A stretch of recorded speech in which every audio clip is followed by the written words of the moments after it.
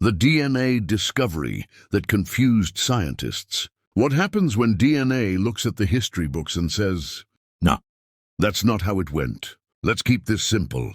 No lab coats needed." DNA testing works like a family group chat. Everyone shares messages, genes, and scientists compare those messages to see who's related, where they came from, and when they joined the chat. Easy, right?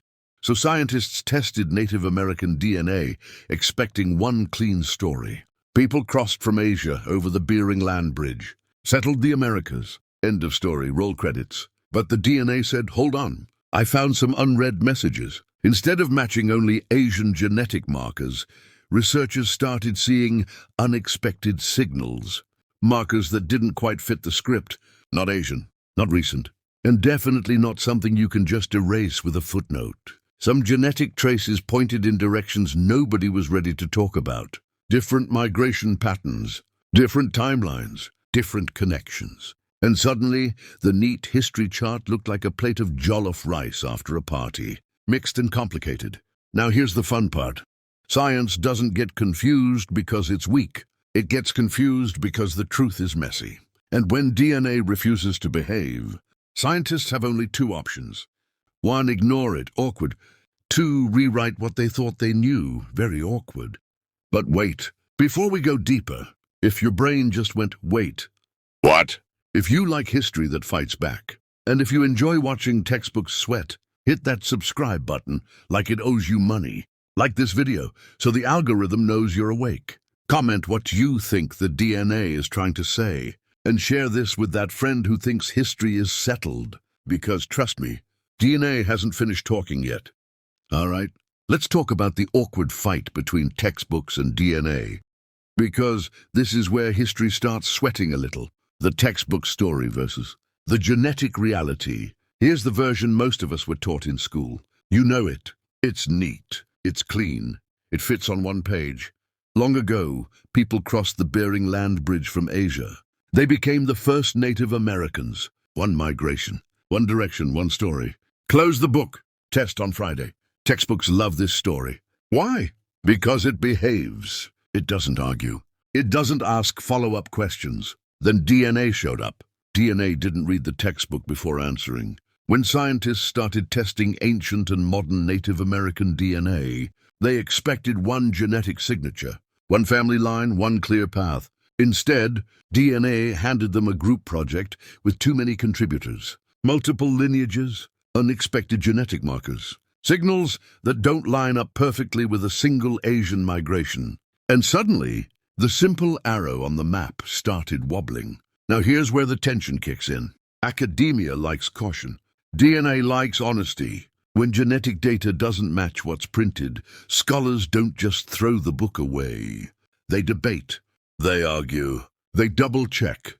Sometimes they quietly panic. Because changing a textbook isn't like changing a tweet. It affects careers, grants, reputations, whole departments. So while textbooks say, we already figured this out, DNA calmly replies, you figured out part of it. And that's the real issue. Not that the Bering Land Bridge is wrong, but that may not be the whole story. Now, quick question for you. Should history update when new evidence appears? Or should evidence wait until history is comfortable? Drop your thoughts in the comments. Like this if DNA debates are your thing. Subscribe if you enjoy watching facts and humble confidence. And share this with someone who thinks history is settled. Because the genes are still talking, and they're not whispering anymore. Picture this. Thousands of years ago, sea levels dropped, ice piles up, and boom! Nature casually creates a land bridge between Asia and North America. Historians call it Beringia. They call it Earth's most inconvenient shortcut.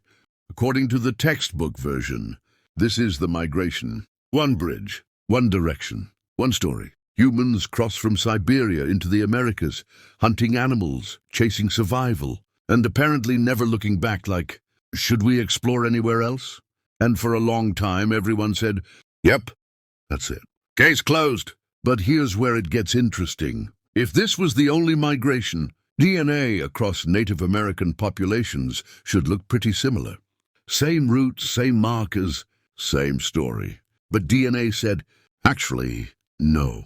Some genetic patterns don't line up neatly with a single icy walk. It's like expecting everyone at a family reunion to look alike. And suddenly someone shows up who clearly didn't come through the same door. Now don't get it twisted. The Bering Land Bridge did happen. It's real. It's important. It explains a lot.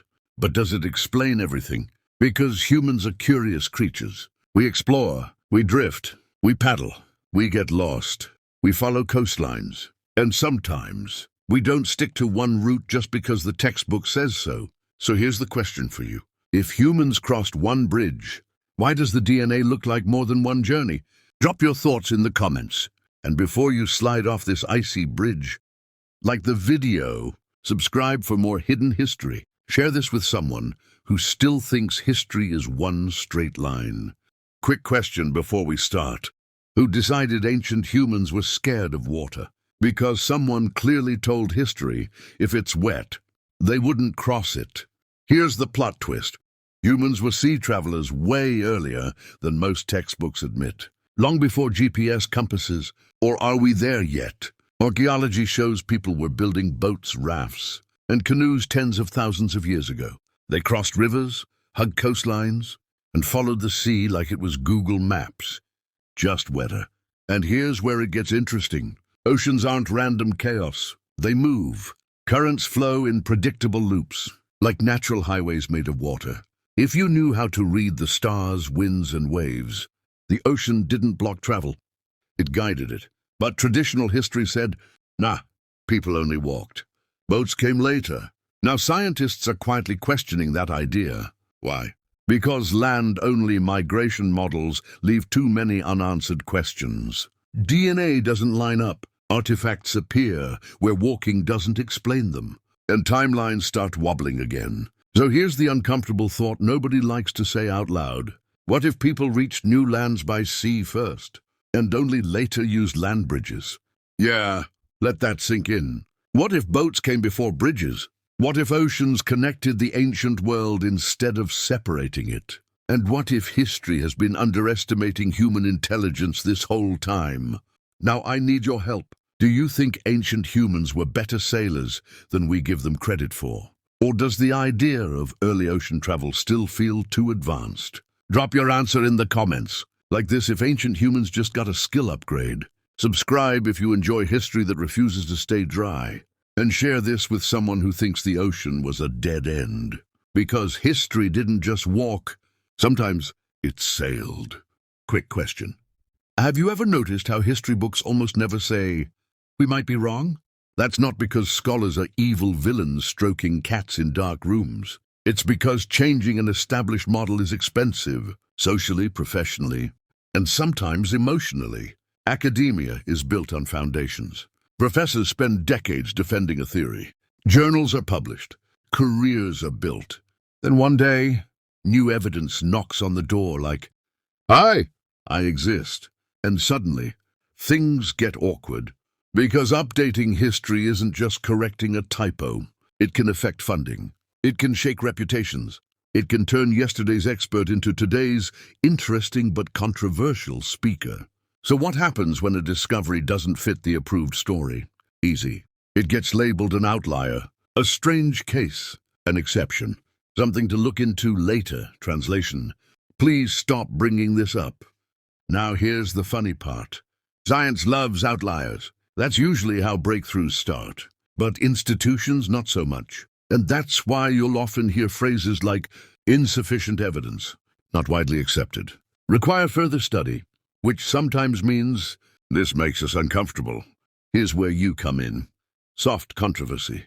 Questions without shouting creates curiosity, and curiosity keeps people watching, thinking and asking better questions. So ask yourself, who decides what makes it into textbooks? And how many discoveries are sitting in footnotes right now? Drop your thoughts in the comments. Like this, if you enjoy peeling back the polite version of history. Subscribe if you prefer questions over comfort. And share this with someone who thinks all history is fully settled. Because some stories aren't hidden. They're just waiting for the right question. All right. Cue the notification sound. Because DNA just joined the group chat. And it did not come to agree politely. DNA enters the chat. Picture this. History is chilling in the group chat, confident, relaxed, typing. So yeah, we already figured this out. Then, dang, DNA enters the chat. No emojis, no small talk, just data. Scientists expected DNA to back up the familiar story. Instead, DNA pulled out receipts, actual genetic screenshots, and suddenly the faded map of the Americas lit up like, we need to talk. Because here's the thing, DNA doesn't care about tradition. It doesn't respect tenure. I don't know what a textbook is. DNA simply answers one question. Who is related to who?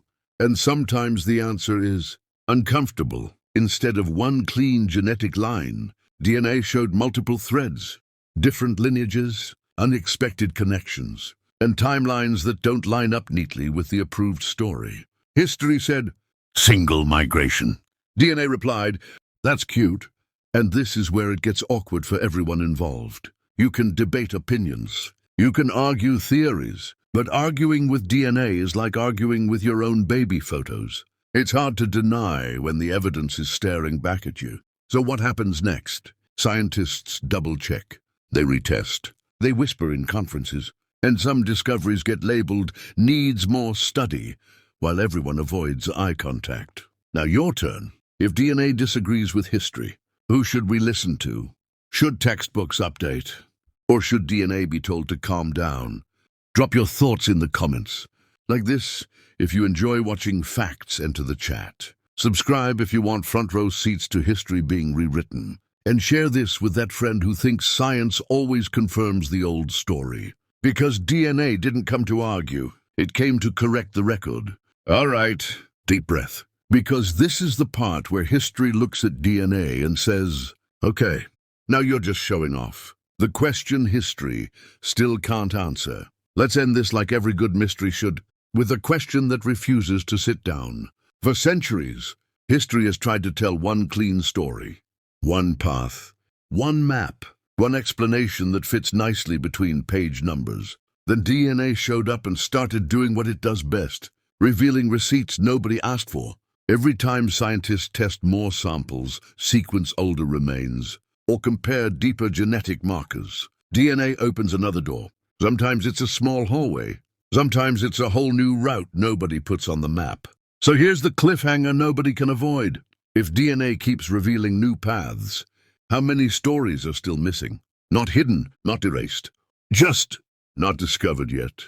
And that's what makes this uncomfortable and exciting. Because history isn't finished. It's a draft. And DNA is the editor with a red pen and no patience. Now I want you in this conversation. Do you think history should be rewritten when new evidence appears? Or should textbooks stay stable even if the data keeps changing? Drop your thoughts in the comments. Yes, even the spicy ones. We're adults here. If this made you think, hit like so the algorithm knows your brain is active. Subscribe before DNA changes again, because at this rate, it probably will. And share this with that friend who thinks history was solved in 1998. Because the past isn't quiet anymore. The genes are still talking. And history, it still doesn't have all the answers.